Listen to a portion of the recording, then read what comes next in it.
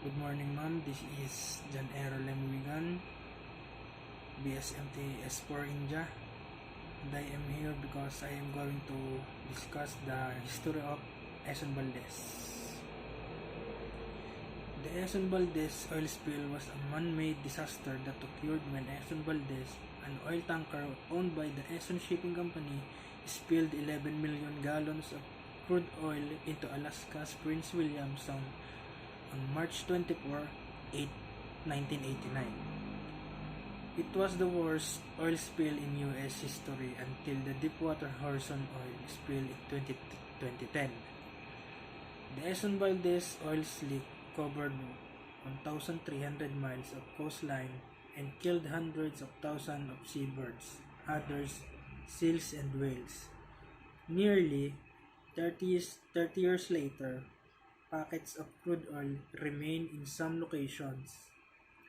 After the spill, Exxon Valdez returned to service under a different name, operating for more than 2 decades as an oil tanker and ore carrier.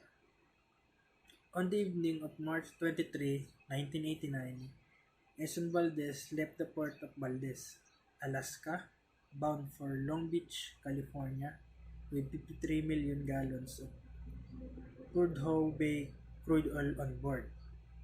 At 4 minutes after midnight on March 24, the ship stopped Bly Reef, a well-known navigation hazard in Alaska's Prince William Sound. The impact of collision tore open the ship's hull, causing some 11 million gallons of crude oil to spill into water. At that time, it was the largest single oil spill in U.S. waters. Initial attempts to contain the oil failed, and in the months that followed, the oil slick spread, eventually covering about 1,300 miles of coastline. Investigations later learned that Joseph Hazelwood, the captain of Exxon Valdez, had been drinking at the time and had allowed the unlicensed third mate to steer the massive ship. In March 1990, Hazelwood was acquitted of felony change. He was convicted of a single charge of misdemeanor negligence, fined $50,000 and ordered to perform 1,000 hours of community service. Oil spill cleanup. In the months after the Exxon Valdez oil spill, Exxon employees, federal responders, and more than 11,000 Alaska residents worked to clean up this oil spill. Exxon paid about $2 billion in cleanup costs and $1.8 billion for habitat restoration and personal damages related to the spill. Cleanup workers skimmed oil from the water surface, sprayed oil dispersant chemicals in the water on shore, washed oil beaches with hot water, and rescued and cleaned animals trapped in oil. Environmental officials purposely left some areas of shoreline untreated so they could study the effect of cleanup measures, some of which were unproven at the time. They later found that the aggressive washing with high-pressure hot water hoses was effective in removing oil, but did even more ecological damage by killing the remaining plants and animals in the process. Environmental and economic impacts. Prince William Sound has been a pristine wilderness before the spill.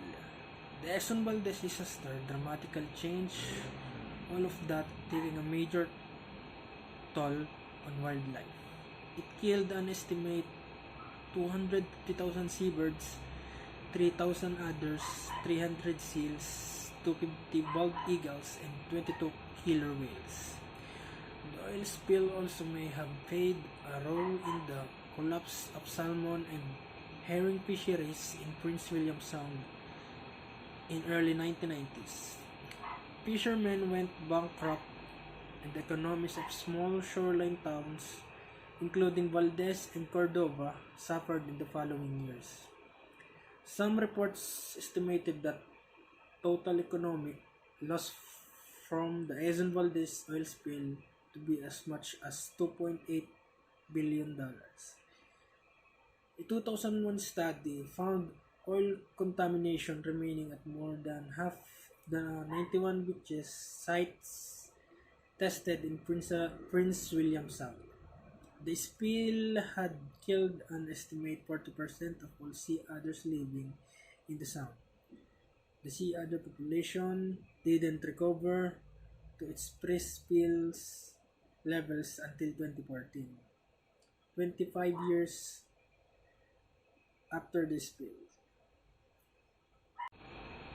That's all. Thank you, Mama.